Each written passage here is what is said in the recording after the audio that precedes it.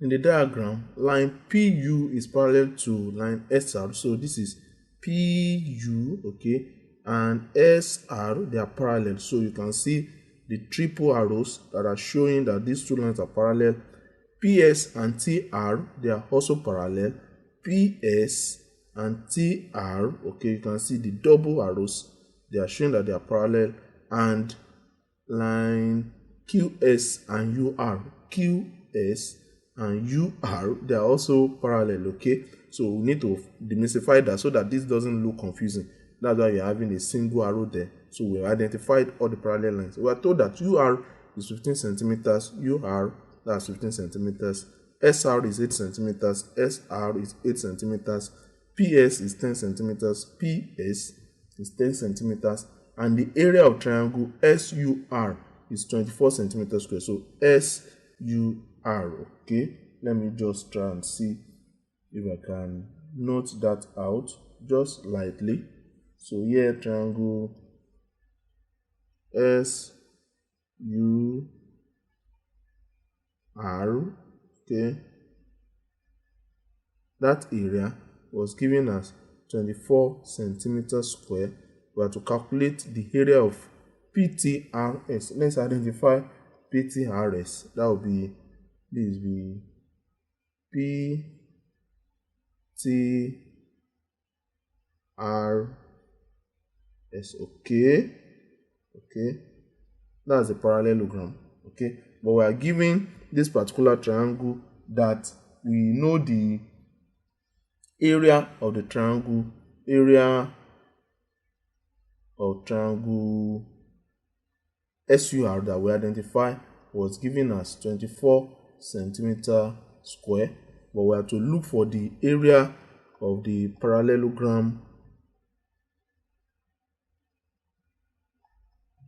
that was given as PTRS. Now, how do we use all this formula and all this information that we are given to solve for this? Now, recall this, that the area of a triangle, in this particular case, this type of triangle, is given as half multiplied by the base multiplied by the height. The base of the triangle here is 8 centimeters, and the height, I think if we can get the height, that will help us to solve for the area of the parallelogram, because look at this, look at this.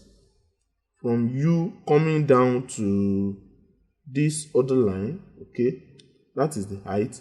I can take it as being at the right angle, okay. I can say this is H, okay. So looking at that from here, I can say that my H will be 2 multiplied by the area over the B, okay. So B has been given as 8 centimeters, that's SR, because we are talking about triangle SUR, okay. So this base is 8, such that our height will be 2 times area. The area was given as 24 over 8, so we can cut 8 here 1, 8 here 3. So H is nothing but 6 centimeters, okay. But nobody asks us to find A. We are the ones trying to put that into the correct perspective. What is the area of the parallelogram? The area of the parallelogram, this is interesting, is given as the product of the height and the base also, okay. So here you can see, look at this parallelogram. We have PTRS. The base is 8 centimeters, not the slant height, okay. These are the lines that we are taking as parallel to each other, and we are looking at this particular height H of the parallelogram, which is also the same as this. I don't want to make it too complicated, but we can see that this is also that H, all right. So is this H that we are multiplying with this base side, okay. So if you want to just put in that correct value, we just got the value of H to be 6, so that area that we're being asked is going to be 6 that we just got multiplied by B, which is 8, and 6 times 8 is nothing but 48 centimeter square, okay. And looking at the options that we have, we can see that option number B is 48 centimeters square, and that is the solution to this particular question. Understanding the formula for the area and the parallelogram will really help us, and it has helped us to solve this question correctly. In this question, we are to find the sum of the interior angles of a pentagon. So the question we need to ask ourselves is, what is a pentagon? Okay, now generally a pentagon is given as a polygon that has 5 sides.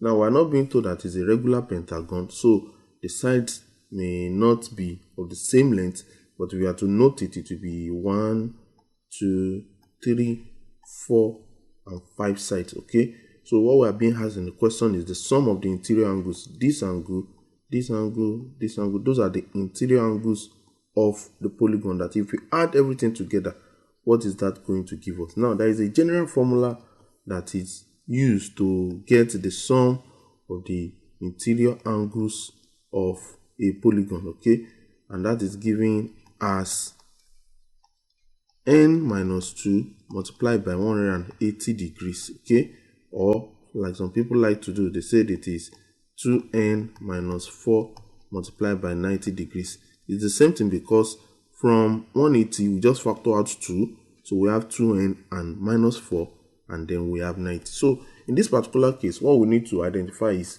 what is n? N is the number of sides or the number of interior angles, and for a pentagon that is 5. So in that case, the sum that we're being asked to get, the sum will just be 5 minus 2 multiplied by 180 degrees, and 5 minus 2 is 3 times 180.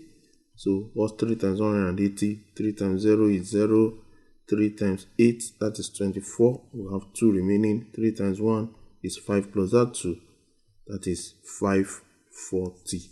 So 540 degrees, option C, is the correct solution to this particular question.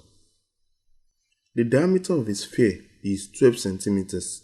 We have to calculate, correct to the nearest centimeter cube, the volume of the sphere. Okay, if you want to look at this question, this is a pictorial view of what a sphere look like, but we are being told that the diameter of the sphere, that is a run of length from this particular side here to this other side, that was given as 12 centimeters. Okay, if that is 12 centimeters, half of it from the edge of the sphere to the center of the sphere, that will be 6 centimeters, and here the other one will also be 6 centimeters. So for this particular sphere, we can say we have identified our diameter to be 12, that's 12 centimeters.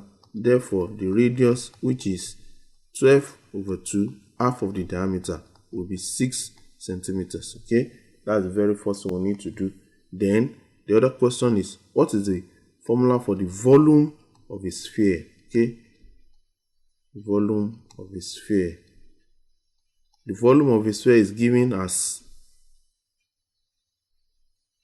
so if we are to use that formula, we'll say the volume here will be 4 over 3 multiplied by pi, that is 22 over 7, multiplied by r, that will be 6 raised to power 3 over 1. Okay, so we can put that into the calculator and say this is 4 then over 3 multiplied by 22 over 7, okay, then multiply by 6 in 3 places.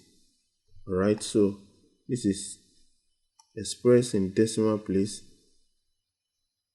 This is 905.1428. This is 905.14. Okay, but look at the question. We're told to calculate correct to the nearest centimeter cube. If that's what we need to do, then we need to approximate this to the nearest whole number, and 1, if we want to round up 1, that will be 0, and we'll add it to this particular 5, so that we have our answer to be 905 centimeter cube. Okay, so the correct option here is option C, 905 centimeter cube.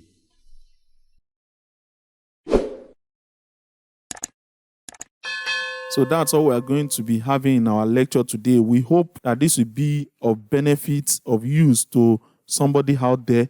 Don't forget to subscribe to our channel. We have a lot of resources that you can use to enhance your academic excellence. And that's our desire, that you go out and be the best. And as you do all this, we know that all will work out together for good. Until next time, God bless you.